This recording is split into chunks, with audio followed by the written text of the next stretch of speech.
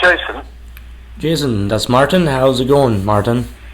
Yeah, it's good, thank you very much, yeah. Excellent.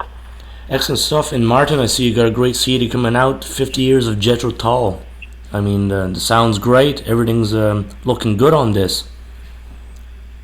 Yeah, we just need to get back on the road to tour it a bit more and everything will be perfect. Soon, we'll be back soon, I hope. Do you really see that it'll go back soon, when the restrictions are going to lift on COVID-19? Yeah, no, I don't. Yeah. I'm being stupidly optimistic. No, I think we're looking at 2022. Wow. But I don't want to admit it. I'm in denial. So, but yeah, I've stopped contemplating it because all the tours that we've had for this year and next year, we'll keep putting them back, and like everybody else, and now there's such a backlog of bands and gigs and tours that that there's going to be no space available, so it's going to be mayhem. But and nobody really knows what to do. But yeah, it'll be a while, and it's very frustrating. So Martin, let's say for your new CD, when did you decide to make it a 2 CD set instead of a regular CD? Just to yeah, well, I think from the onset, because it's to represent 50 years would be really difficult and an injustice to squeeze it on one CD. I think it was always necessary to have at least 2. I mean, you could probably have 3 or 4, but right. I think for practical reasons, 2 seem right. But I started planning it in 2018 because that was Jethro Tull's the anniversary as a band, and then when there was no acknowledgement for that 50th anniversary from anybody at all, it just went by without anybody marking it at all. I decided that as the next year would be personally my 50th anniversary, that I should do something really special, and and I started planning it from there. Planning the CD and a tour to go hand in hand with it. So it all started there, and I found Dee Palmer and Clive Bunker, who were keen to go on the road and be part of this big band with the 2 girl singers, Alex and Becca, and my band. And it was working great. I mean, essentially we were in the middle of it all and we had to stop. But the CD is still there, and we'll be back to finish the other half of the job as soon as we can. Let's say, Martin, for recording it, like placing the new feelings and vibes for each song, let's say, did it just come naturally for the whole band to jive on this? Yeah, well, I've got a great band, and it might sound a little bit exaggerated, but there's not much that we do that doesn't sound really good. I come up with ideas of new songs or new arrangements, and essentially I can't think of one occasion when we haven't really lifted that song off its feet and made it sound even better than it was originally. So I've got an amazing bunch of musicians to work with, and a huge catalogue of songs that I can sort of pick and choose the material that I think will work primarily live, right? And then that the same it's appearing on the CD. One song that didn't make it seems Aqualung, one of the greatest riffs of all time. It did not make it. I'm going to look at the CD. No, it didn't make it, did it? Why? I think it's. I thought about it, and you know what? The original version is so definitive. It's not like a cop-out. But I think to re-record, I wanted everything to be fresh, and there's so many live recordings of Aqualung. And in fact, I've got a DVD coming out next month which is at a show in America of May last year, and that's got absolutely everything on it, including Aqualung. But I think because it's visual, it works really, really well.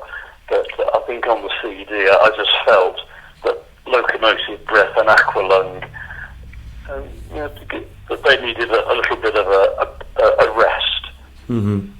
There's lots of versions of it out there. Give the spotlight to other songs for this time, basically. Yeah, I think so. I think you don't have to do the obvious ones every time. And, there's always the problem with Jethro Tull best of albums, that there was too many repetitions, that the same tracks appeared on all of them. And I just think it's a bit of a cheap shot. I prefer to go for something that's a bit left of centre, that the audience are going to be not expecting, or the listener not to be expecting those songs. Martin, let's say if we're picking like acoustic versions, on one side and then electric, do you have a personal preference nowadays, or all the time, playing acoustically versus electric? They're really 50-50, I do gigs down here during lockdown. I've tried to get just a couple of gigs with the girls, funnily enough, that are on the CD, and they have bands that they play with as well, and they'll invite me along, and I just say, is it electric or acoustic? And in my mind, it doesn't matter, because either one's going to be a lot of fun and a challenge and very satisfying. So I think they live together really comfortably, and not just in the same show, but in different versions of the show as well. So when we tour America and Canada, if we have two shows at the same venue, we always offer the ability to do one electric and one acoustic, and our acoustic shows go down really well. It's just a different mindset, a different vibe, different atmosphere, but it just works so good, much more intimate. I really want both sides of it. Right. Let's say, as being a brilliant guitar player, magical and all that stuff, because you do bring out a certain vibe and tone with a guitar. Do you think that, with the years 60s, 70s, and 80s to now, lots of evolution has happened with guitars? Or where do you sit on that? Well, I don't. I don't think much has happened, because the trends go over a tangent. And I think the only revolution to electric guitar playing was, the tapping, using two hands, and it sort of went off at a tangent into sort of pyrotechnics of speed demons and crazy solos. But they've sort of had their time, and I think people got a bit tired of hearing it.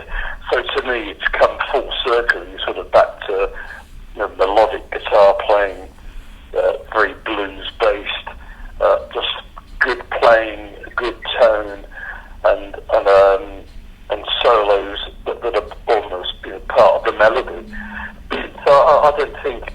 I mean, in a good way, I think it's very stabilised over the years, and the extremes, like the fast picking or the heavy metal, is going to be the exception. I think that's sort of at a tangent to mainstream music, but certainly mainstream guitar playing, to me, hasn't really changed.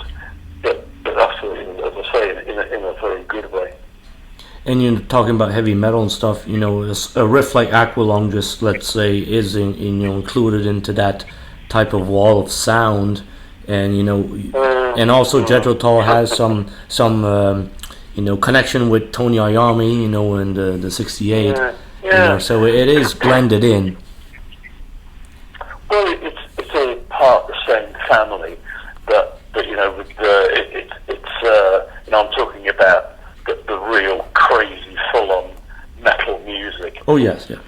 Death metal or white metal or black metal or whatever it is, and that's an extreme, and I couldn't do it. I can't play that music, and I physically can't do it.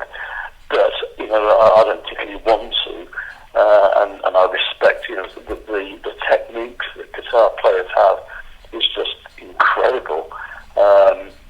Beyond anything I could ever imagine me doing. But as a matter of taste and enjoyment and audience satisfaction, I think, as I said earlier, most people just want to hear really great players play really melodically and sweetly and with a lot of sort of feeling and the emotion come through. As a great bend will sometimes go better than fast guitar playing because people can't follow all the notes. Yeah, I think so. It's a novelty, anyway, it's not part of my world. And it's like that, Martin, your CD that's going to be coming out there, 50 Years of Jethro Tull, does sound amazing. The sound quality, you guys took some time into producing this, I imagine. Yeah, we did. I mean, we recorded it in New York State at the studio, and the way it was recorded was the electric tracks was live. Even the vocals were recorded live, separated. But so we wanted it to feel like a live gig, but we just wanted to have real control over what we did.